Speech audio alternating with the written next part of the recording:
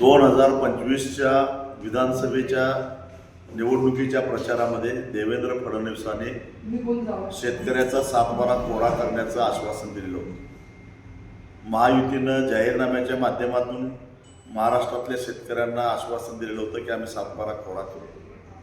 परंतु आज अर्थसंकल्प मांडत असताना मुख्यमंत्री देवेंद्र फडणवीसांनी जी कर्जमाफी जाहीर केलेली आहे ती तकलाद आहे, महाराष्ट्रातल्या शेतकऱ्यांचा विश्वासघात करणारी आहे।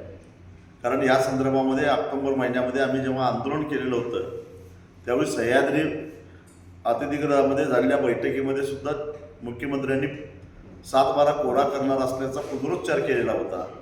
परंतु प्रत्यक्षामध्ये आज जी कर्जमाफी जाहीर केलेली आहे त्याच्यामध्ये काही अर्थ राहिलेला नाही आहे। एकतर राज्यातल्या बहुसंख्य शेतकऱ्यांचं कर्ज हे साधारणपणे 2.5 ते 3 लाखापेक्षा जास्त आहे आणि ते थकीत असल्यामुळे व्याजासकट ते आता 3.5 लाखाच्या पुढे गेलेलं आहे।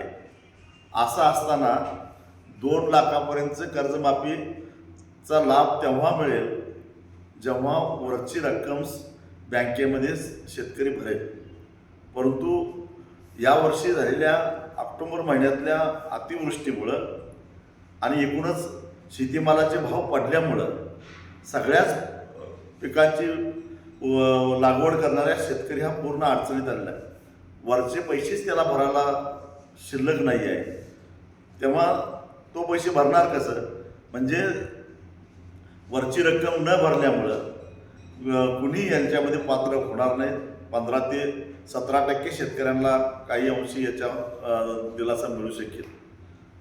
नियमित कर्ज भरणाऱ्यांचं परिस्थिती अशी आहे की ऑक्टोबर महिन्यामध्ये यांनी जाहीर केलं की आम्ही कर्जमाफी जाहीर करणार आहोत, त्यामुळे जे नियमित होते तेही थकीत गेले आणि त्यामुळे ते थकीत गेले म्हणून आता नियमित कर्जदारांच्या यादीतून ते बाहेर पडले, त्यामुळे तेही त्याच्यातून बाहेर बाद होतात। आंबा उत्पादक शेतकऱ्यांची आशा होती, काजू उत्पादक शेतकऱ्यांना असं वाटत होतं, कोकणातल्या शेतकऱ्याला पहिल्यांदा असं वाटत होतं की काहीतरी आपल्याला मिळेल। परंतु यावर्षी अतिवृष्टीमुळं आणि त्याच्यानंतर पडलेल्या थंडीमुळं आंबा आणि काजूच्या बागा पूर्ण नेस्तनाबूत झालेल्या आहेत, त्या शेतकऱ्यांना याचा काहीच लाभ होताना दिसत नाही। नाशिकचा द्राक्ष उत्पादक शेतकरी असेल, कांदा उत्पादक शेतकरी असेल, डाळिंब उत्पादक शेतकरी असेल, यांनाही निसर्गाचा मोठा तडाखा बसला आणि हे सगळी भांडवली गुंतवणूक असणारी शेती आहे, त्याचाही यांना काही या कर्जमाफीचा फायदा होत नाही। कोरोनाच्या काळामध्ये green house, shade net, poly house याची शेती करणारे जे शेतकरी होते ते प्रचंड अडचणीत आले होते। यापूर्वीच्या 2 कर्जमाफीमध्ये त्यांना कुठेही त्याचा विचार केला गेला नव्हता। यावेळी तर त्यांचा विचार होईल असं वाटलं होतं, तेही वंचित राहिले आहेत। त्यामुळं हे नेमकी बँकांच्यासाठी केलेली कर्जमाफी आहे का शेतकऱ्यांच्यासाठी केलेली माफी आहे हे काही कळत नाही आणि त्यामुळं या कर्जमाफीचा काही एक उपयोग होत नाही।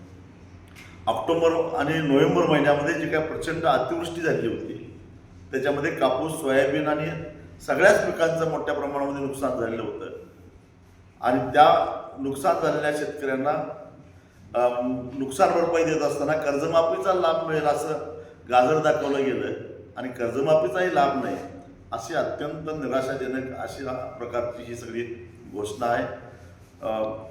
शेतीचा GDP वाढवण्यासाठी भर देणार 55,000 कोटीचं 5 लाख कोटी करणार ही जी वल्गन आहे मुळं आडातच नाही तर पोहऱ्यात कुठून येणार।